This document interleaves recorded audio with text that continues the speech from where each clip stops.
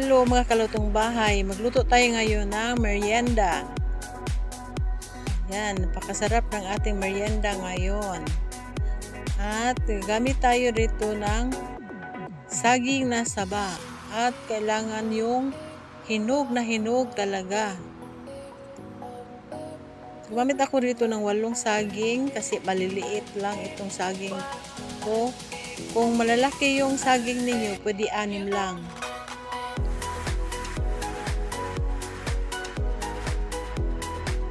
Tapos ito, pag meron kayong masher, pwede nyo gagamitin. Pero kung wala naman, pwede naman kamay. Hanggang sa mawala na yung kanyang bilog-bilog. Sobrang pino na.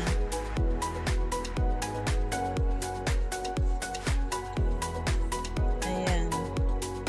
Kailangan talagang wala na yung mga bilog-bilog sa recipe natin. Ayan. Pag mapino na yan ng mabuti, maglagay tayo ng 3 cups ng harina. Pwede all-purpose flour ang gamitin, pwede bread flour, or 3rd class na flour, pwede. Itong ginamit ko ay all-purpose flour. Katapos ay ating haluin sa saging ng ating harina. Gamit lang muna tayo ng sandok. At naglagay ako ng 1 kutsarang condensed milk kasi matamis naman yung ating saging. Kaya konti lang gatas ang ating nalagay. Pero optional lang yan. Nasa inyo yan kung lagyan ninyo. Ako nilagyan ko kasi meron ako ditong gatas na condensed. Mas maganda kung kamayin natin ang ating pag-mix dito.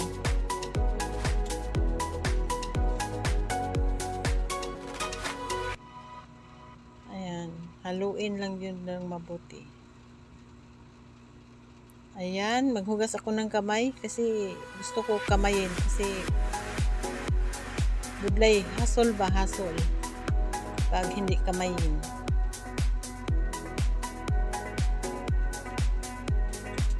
Shout out mga kalutong bahay. Ayan, tapos na akong maghugas ng kamay. Ayan, ito ay kamayin na natin. Dumikit kasi yung harina. O, tingnan nyo, dumikit siya sa ating kamay.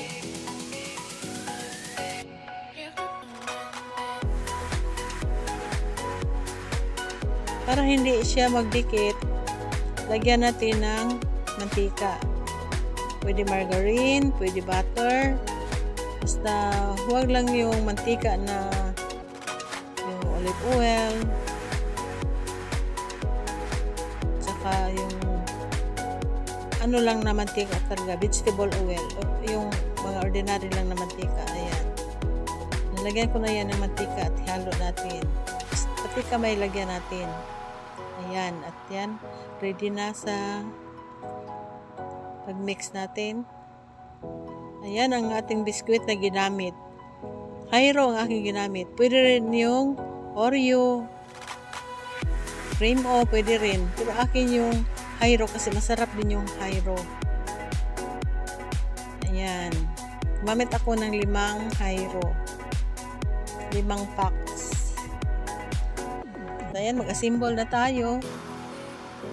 Gagamit tayo dito ng taksanan para pareho yung kanyang laki. Yan, ito ginamit ko. Ganyanin muna natin. Tapos, pwede kunin yan, saka ilagay yung palaman. Sa akin, ilagay ko lang dyan. Ganyan lang. Ganyan paggawa ko. Ayan, saka esarado yan. Ganyan, ganito. Yan, hanggang sa wala ng palaman na makita. Yan. Kunin ko yung ganito.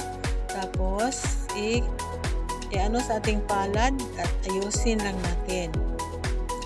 Ganito. Medyo dumikit pa kasi konti lang mantika ang nilagay ko sa aking palad. ganyanin lang. Ganyan, ganyan. Ganito. Ayusin lang kaya. Hindi madali. Ayusin lang. Ayan. Tapos, yung process lang, nakagawa ako ng 15 pieces. Ayan. Ayan, 15 pieces yan.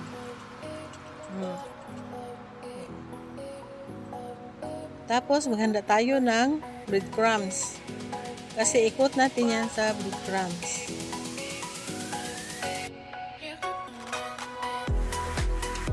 Ayan, maglagay ako dito ng breadcrumbs. Shout out Team Stardom Pastilan at Golden Heart sa aking mga subscribers, sa aking mga members, sa Mami Dory Vlog, Sis Butsa TV, Norlicious, Asing by Heart Official. Samantalang naggawa tayo, mag-shout out ako ha. Si Inday Gang, si Little Girl Channel, si Lailingaw, si Rizzy Nicole TV, si Inday Gang, tapos na ba? Si Jojo the Farmer. Ayan.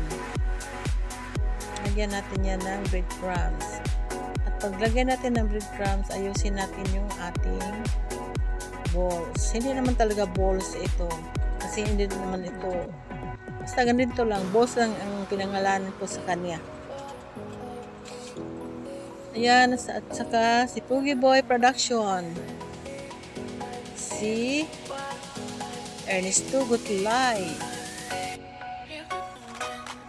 Marami pang iba. Hindi ko lang kasi maano. Sinsya na. Next time, maglista ako. Maglista ako ng aking mga solid na mga subscribers.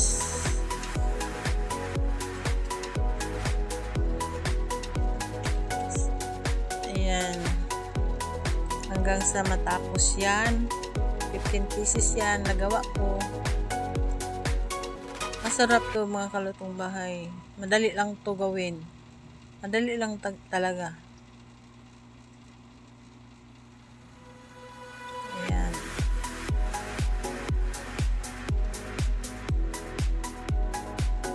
Tiyaga lang. Pero hindi naman talagang magtiyaga kasi hindi naman nakakapagod. Enjoy ka lang sa paggawa. Lalo na pag perfect yung paggawa mo. Ako. Happy ka talaga.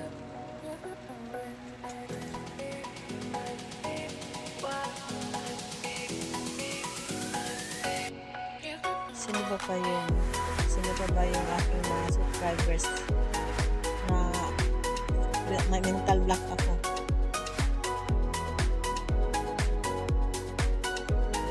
Ayan, nagpainit ako dito ng mantika.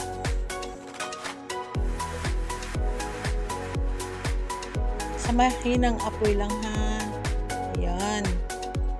Lagyan na natin ang first batch. Nakatatlong batch ako dito kasi sa bawat batch ay 5 ang laman yung aking lutuan. Ayan. So, nakatatlong batch ako dito. Hindi ko na lang pinakita kasi masyado nang mahaba itong ating video. Ayan. Nasa medium heat lang tayo ha.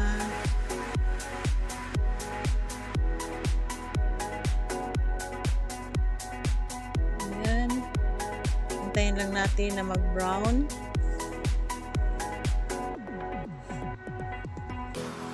Ayan. Naligtad ko na. Baliktarin lang para maluto talaga. Na hindi naman siya masunog. Ayan. Napakaganda naman ng kulay.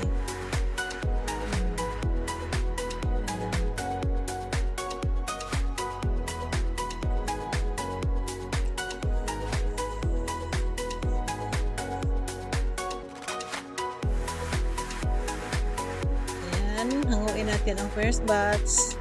Maglagay lang tayo ng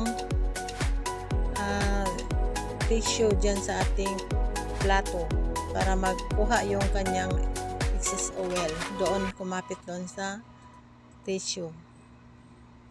Ayan.